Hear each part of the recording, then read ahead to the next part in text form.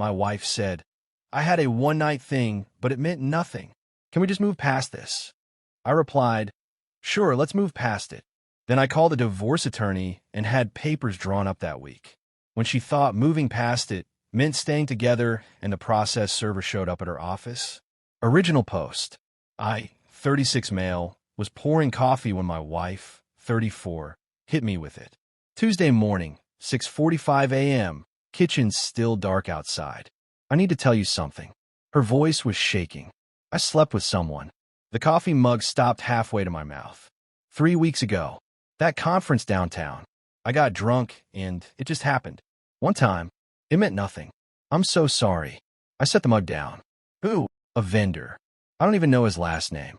Baby, it was a mistake. A stupid, drunk mistake. But I'm telling you because I love you and I need to make this right. She was crying now. Full tears, mascara running. Can we just move past this? Please? I can't lose you over one night that meant absolutely nothing. I stared at her. 7 years of marriage. Our kitchen. Her standing there in my old college t-shirt, expecting what? Forgiveness? A hug? Sure, I said.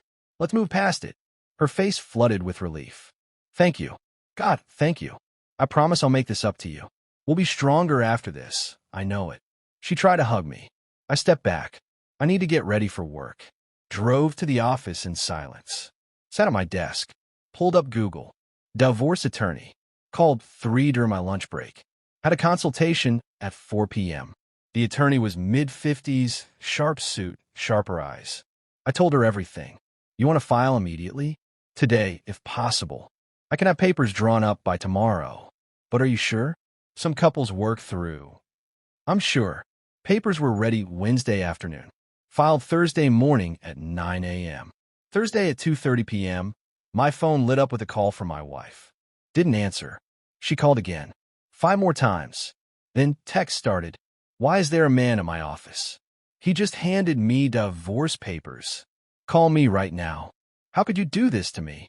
Everyone saw him serve me at work. I turned my phone off. Finished my reports. Left at 5:30. She was waiting in our driveway when I got home. Must have left work early. Her car was parked sideways, blocking mine. I pulled up behind her and got out. She exploded out of her car. What the hell is this? I walked toward the front door. She followed, waving the papers. You had me served. At work. In front of everyone. Yeah, that's how service works. You said we'd move past it. I unlocked the door. We are. Past the marriage. That's not what I meant. I walked inside. She followed me in, still yelling. You said you'd forgive me. You said we'd work through this. No. You asked if we could move past it. I said sure. Never said anything about staying married. Her mouth opened and closed. You tricked me. I answered honestly. You heard what you wanted to hear. This is insane. I told you the truth. I could have hidden it. I was honest. Cool. And I'm honestly divorcing you. Over one night? One mistake. Yep. She started crying. Not the pretty kind. Ugly, snotty crying. We have 7 years together. A house. A life. Had. Past tense. Baby, please. I'll do anything. Counseling, therapy, whatever you want. Just don't throw us away. Already threw it away when I filed. I'm staying at a hotel. I'll get my stuff this weekend. Her face changed. Tears stopped. Something harder underneath. Fine. You want to do this? My lawyer will take you for everything. The house. Your 401k. Alimony. You'll regret this. Maybe. But I'll regret it's single. I packed a bag. Clothes, toiletries, laptop. She stood in the bedroom doorway the whole time, alternating between crying and threatening. You're making a huge mistake. Probably. But it's my mistake to make. Left. Checked into a hotel 3 miles away. Update 1. That was 11 days ago. It's been wild. Friday morning, I get a call from my boss. Can you come to my office? Walked in. HR rep was there too. My stomach dropped. Boss looked uncomfortable. We got a call this morning. From your wife's mother. Claiming you've been harassing her daughter. Making threats. That's not true. I figured. But I have to ask. What's going on? I explained. The confession. The divorce. Filing immediately. HR rep nodded. Do you have documentation? Showed them the divorce papers on my phone. The filing date. The text messages from my wife after she was served. Her mother called my personal cell too, my boss said. Said you were dangerous, and I should watch you. I told her this was inappropriate and hung up. I'm sorry she dragged you into this. Not your fault. But heads up, she might try again. We'll document this in case she escalates. She did escalate. That evening, my wife showed up at the hotel. I was in the lobby getting ice when I heard, "There he is." She was with her sister. Both marched up to me. "You need to stop this right now," her sister started. "Do you see what you're doing to her? She's falling apart. She'll survive. You're being cruel." She made one mistake, and I made one decision: to leave. My wife grabbed my arm. "Please, just talk to me. 5 minutes." I pulled my arm back. "Get your hand off me. I'm your wife. Not for long.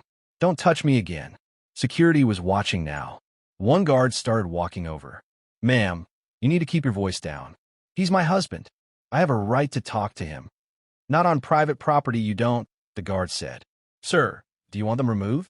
"Yes." My wife's face went white. "You'd really have me thrown out? Already asked you to leave. You didn't." Security escorted them out.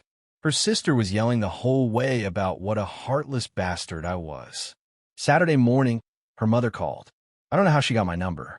Answered thinking it might be my attorney. "You should be ashamed of yourself." Recognized the voice immediately. "How did you get this number?" "That doesn't matter. You're destroying my daughter. She told you the truth. She was honest. And you punish her for it." "I'm not punishing anyone. I'm getting divorced. Over nothing. She had too much to drink. Made one bad choice." "You're acting like she had an affair." "She did have an affair. That's what cheating is. It was one night. Still counts." "You're pathetic. A real man would forgive his wife." "Then I guess I'm not a real man. Have a nice day." Hung up. Blocked the number. Sunday, I went to the house to get more of my stuff. My wife was there with her mother and sister. Waiting. "We need to talk about the house," her mother announced. "My lawyer will handle that." "I'm not talking to your lawyer. I'm talking to you. And I'm telling you to go through my lawyer." Her sister stepped forward. "You're not taking this house from her. She needs it. Then she can buy me out." "With what money? You know she can't afford that." "Not my problem anymore." I started packing boxes. They followed me around, talking over each other. "You're being vindictive." She apologized. "You OWE her for 7 years." I kept packing. Ignored them. Loaded boxes into my car. My wife tried one more time at the door. "Please, don't do this. I love you. You loved me 3 weeks ago, too. Didn't stop you then." Tuesday, my attorney called. Their lawyer sent over a proposal. "Already? It's aggressive. She wants the house, 65% of your 401k, and $2,800 a month in alimony for 6 years. On what grounds? Emotional distress. Career sacrifice. Standard overreach hoping you'll negotiate down. What do we counter? 50/50ths house equity, standard division on retirement, no alimony. She's employed, marriage is under 10 years, no kids. She has no legal basis. Do it." Wednesday night, I'm at a restaurant with a friend when my wife walks in. I'm talking coincidentally. She just happened to be in the area. Came straight to the table. "We need to talk." "We really don't. I'm not leaving until you hear me out." My friend stood up. "I'll give you a minute." "Sit down," I told him. Then to my wife, "You're leaving. Now. This is a public restaurant. I can be here, sure, but you can't harass me. Leave, or I'm calling the manager." She stood there, shaking, then pulled out her phone. "Fine. You want everyone to know what kind of person you are." Started recording me on her phone. "This is my husband. He's divorcing me because I made one mistake. He won't even talk to me about." I stood up, walked past her. My friend followed. Left cash on the table. Behind us, she was yelling about how I was running away and can't face the truth. Outside, my friend looked shaken. "Dude, she's losing it." "Yeah, it's going to get worse before it gets better." Thursday morning, another call from my boss. "Your wife showed up at the office." "What?" "Reception called me. Said a woman was in the lobby demanding to see you, saying it was an emergency." I went down. "It was your wife." "What did she say?" "Asked me to talk sense into you. Said you were making a huge mistake." I told her this was inappropriate and she needed to leave. She started crying. Security had to escort her out. I'm so sorry. Not your fault. But I have to ask, is this going to keep happening? I hope not. But I'm documenting everything. If it continues, I'll get a restraining order. That evening, I got a text from an unknown number. Screenshot of a Facebook post. My wife had written a long story about her abusive husband who abandoned her for being honest about a mistake and was trying to steal her home. The post was public, tagged mutual friends, had 85 comments already. I didn't respond. Screenshot it, sent it to my attorney. She replied, "Let her keep digging. This helps us." Friday came to real escalation. I got a call from the police. "Sir, we have a report that you removed property from a residence without permission." "What property?" "Your wife claims you took her jewelry when you picked up your belongings." "I took my clothes and my laptop." "That's it." "She's saying you took a gold necklace worth $3,000. "I didn't." "She could check her jewelry box. It's probably still there. Would you be willing to come down to the station to make a statement?" Went down with my attorney. Made a statement. Showed them the divorce papers. Explained the situation. "This sounds like a civil dispute," the officer said. "We can't really get involved unless there's evidence of theft." My attorney spoke up. "My client is willing to allow officers to search his hotel room and vehicle to prove he doesn't have this necklace." They did. Found nothing. "Because I didn't take anything." "We'll follow up with your wife," the officer said. "If she's filing false reports, that's a problem." Saturday afternoon, process server delivered papers to her at the house. My counterproposal to her ridiculous demands. She called 23 times that night. I didn't answer any of them. Update 2. Week 3 was when things hit peak crazy. Monday morning, mediation. Court ordered. We sat across from each other, lawyers between us, mediator at the head of the table. She looked terrible. Hair unwashed, no makeup, clothes wrinkled. Mediator explained the process. Each side presents their case. Try to reach agreement. Her attorney went first. My wife had sacrificed her career to support mine. She needed stability, which meant keeping the house. She suffered emotional trauma from my sudden abandonment and deserved compensation. My attorney let him finish. Then, my client's wife admitted to adultery. He filed for divorce. She's employed full-time, same job she's had for 6 years. There's been no career sacrifice. She wants the house but can't afford to buy him out, so it should be sold. She has no legal grounds for alimony. This is straightforward. 3 hours of back and forth. They wanted her to keep the house, me to take less equity. We said no. They wanted 60% of my 401k. We said state law mandates 48%. They wanted $2,000 per month alimony for 5 years. We said no alimony. She's employed. Finally, the mediator said, "I'm recommending to the judge. House sells, 50-50 equity split, retirement divided per state guidelines, no alimony. You can accept this or go to trial." Her attorney looked at my wife. She was crying again. "We need time to consider," he said. "You have 72 hours, the mediator replied. In the parking lot, my wife ran up to my car, banged on the window. "How can you do this? That's my home." I rolled the window down an inch. "It was our home. You ended that. I made one mistake, and I'm making one decision. Move. I hate you. I hope you end up alone and miserable." Noted. Move away from my car. Drove off. She was standing there screaming. Tuesday, her attorney accepted the mediation terms. House went on the market Friday. That weekend, first showing. Realtor called me after. "Your wife was there during the showing, and she told the potential buyers the house had bad memories and they shouldn't buy it because it's a broken home." They left. I called my attorney. "Can we do something about this?" "I'll send a letter. If she keeps sabotaging showings, we can ask the court to force her out." The letter went out Monday. Tuesday, second showing went fine.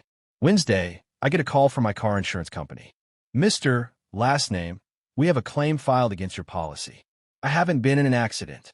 The claim states you damaged a vehicle in a parking lot and fled the scene." That's false. When was this supposedly? They gave me the date and time. I was in a meeting at work, 15 miles away. Who filed this claim? A Ms. Wife's name.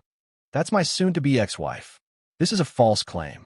I can provide alibis, work records, everything. We'll investigate and get back to you. They called Thursday. Claim denied. Fraudulent. They flagged it in their system. My attorney's response. This establishes a pattern of false reports. We're documenting everything. Friday evening. I'm leaving the grocery store when I see her. My wife, sitting in her car in the parking lot, watching the entrance. When she saw me, she got out, started walking toward me. I got in my car, locked the doors, started the engine. She banged on the window. Talk to me. I backed out. She stood in front of my car. I'm not moving until you listen. I honked. Long, loud. She didn't move. Security guard came running over. Ma'am, you need to move. He's my husband. Ma'am, you're blocking traffic. Move, or I'm calling the police. She finally moved. I drove off. Checked my rear view. She was getting in her car, following me. I drove straight to the police station. Pulled into the parking lot. She pulled in behind me. Went inside.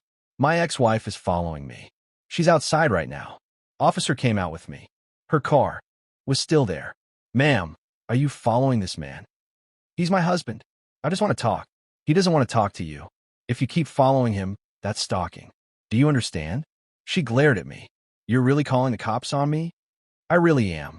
Leave me alone. She left, but I filed a report anyway, just to document it. Saturday morning, the house. Second viewing with serious buyers. I went over to make sure my wife wouldn't be there. She was not inside, parked across the street. Watching. The buyers showed up. Saw her sitting there. Asked the realtor, is that the current owner? One of them, yes. They looked uncomfortable, but went inside anyway. Tour lasted 15 minutes. When they came out, my wife got out of her car and walked over to them. I couldn't hear what she said, but they quickly got in their car and left. Realtor looked at me. This can't continue. Monday, my attorney filed a motion for exclusive occupancy. Asked the judge to force my wife out of the house during the sale process. Tuesday, her attorney sent an email. Client will stop interfering with showings if your client agrees to let her stay until closing. We agreed. Next showing went fine. Got an offer Wednesday. Good price, little under asking, but solid. We both accepted. Closing set for 6 weeks out. Final update. House closed last week. Check cleared yesterday. Split down the middle. Exactly as ordered. Final division of property happened Monday. Met at the house one last time. My wife, her mother, her sister, me, and my buddy for witness. Started with furniture. She wanted most of it. I didn't care. You can have the couch, the table, bedroom set, whatever. Her mother jumped in. That's IT? You're not even going to fight for anything. Fighting over furniture is pointless. She wants it, take it. You don't care. You never cared. I cared when we were married. That ended. Furniture's just stuff. My wife looked at me. How are you so cold about this? I'm not cold. I'm done. There's a difference. We divided the rest. Kitchen stuff, decorations, books. She took most of it. I took my tools, my desk, my TV, loaded everything up. Her family helped her. My buddy helped me. As I was leaving, her sister blocked the doorway. You're really just going to leave? After 7 years? She made one mistake. Yeah, and that one mistake ended the marriage. Now move. She loved you. Past tense. Appropriate. Drove to my new apartment. 1 bedroom, quiet building, fresh start. Thursday was the final divorce hearing. Stood in front of a judge. He reviewed the settlement agreement. This is consensual? He asked both of us. Yes, I said. Yes, my wife whispered. Granted. You're divorced. Good luck. 40 seconds. 7 years ended in 40 seconds. Outside the courthouse, my wife tried again. Can we just talk? Please. About what? I don't know. Everything. Us. There is no us. We're divorced. You really hate me. No. I just don't want to be married to you. That's it. Because of one night. Because you cheated. And because I don't want to spend my life wondering if it'll happen again. It won't. I swear. Don't care. I'm not interested in finding out. She stood there crying. Her mother came over, wrapped an arm around her. You'll regret this, her mother said to me. When you're alone and miserable, you'll remember what you threw away. Maybe, but I'll be alone and honest with myself. That's better than married and paranoid. Walked to my car. Drove away. Heard through mutual friends she moved in with her sister temporarily. still working at the same firm. According to her best friend, she's devastated and can't believe I did this to her. Me? Apartment's set up. Got new furniture that actually fits my style. Been going to this coffee shop near work in the mornings. There's a woman who works there. We chat sometimes. She asked if I wanted to grab dinner sometime. I said maybe in a few weeks. Not rushing anything, but it's nice to know the option exists. To talk to someone who doesn't have baggage with me. My ex sent one final text yesterday from a new number. I know you think you're better off. You're not. You threw away something real for your ego. Hope it's worth it. I replied, it is. Don't contact me again. Blocked the number. Here's what I learned. It meant nothing is probably the worst possible defense for cheating. If it meant nothing, why risk everything? And if it truly meant nothing to her, it meant everything to me. It meant she valued a meaningless moment over our marriage. Moving past something doesn't mean staying. Sometimes moving past means moving on. Without them, the house sold. The divorce is final. The marriage is over. And honestly, I'm sleeping fine. Better than I did those last few weeks of the marriage when I'd lie awake wondering what else she wasn't telling me. 7 years. One confession. One decision. Done. Sure, let's move past it. Best thing I ever said.